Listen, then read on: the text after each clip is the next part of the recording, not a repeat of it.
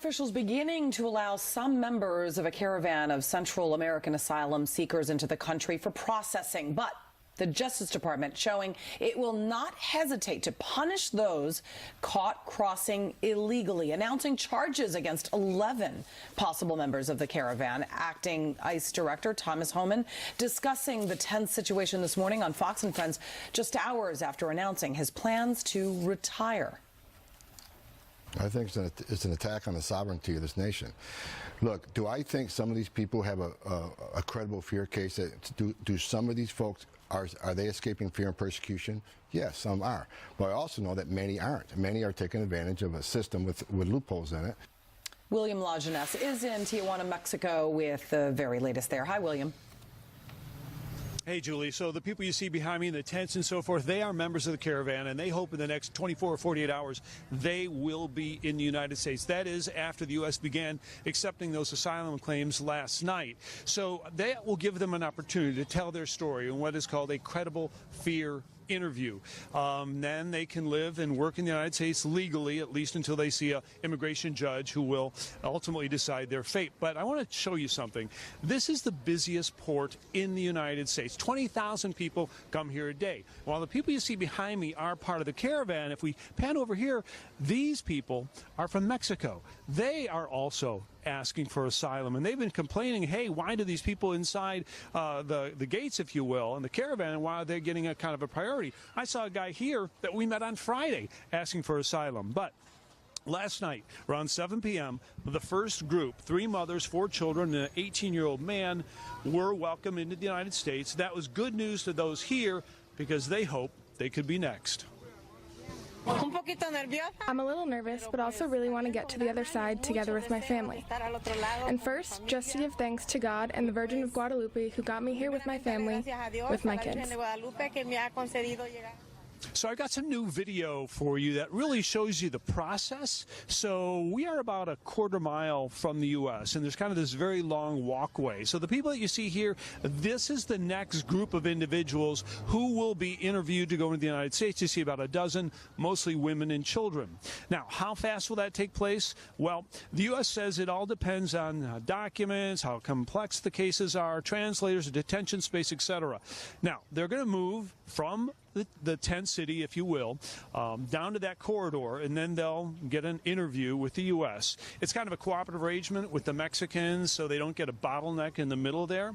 So I spoke to Vice President Mike Pence yesterday about this. He says these people do have a right to a hearing and that they are victims of traffickers and political activists. Well, we're more than prepared. We have a limited capacity at that border station for asylum seekers. And when the space opens up, we will process those that are seeking asylum under the laws of this country. But these laws have to change. So what the president's saying that one of those laws is catch and release, which requires the U.S. to release people and basically, or the women and children, released in about 3 weeks. He'd like to end that practice. Secondly, people have to claim asylum first in Mexico, and if they don't do that, they could be rejected at the border. Those are 2 changes he'd like to see. Back to you. All right, William Lajeunesse in Tijuana, Mexico. Thank you.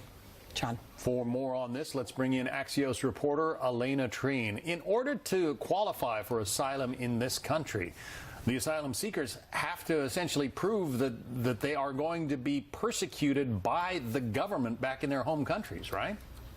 Right, that's essentially it. And one thing that's also really important to note is that with this caravan of asylum seekers from Central America, the president has really, and his administration, made this a focal point of the larger immigration debate in the country.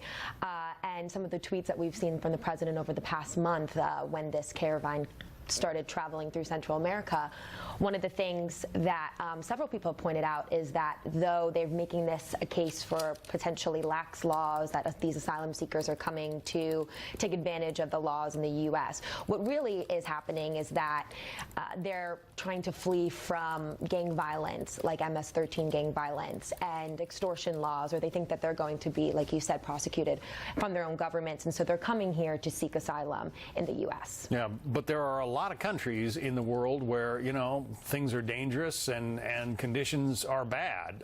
You know, North Africa, Sri Lanka, all over the place.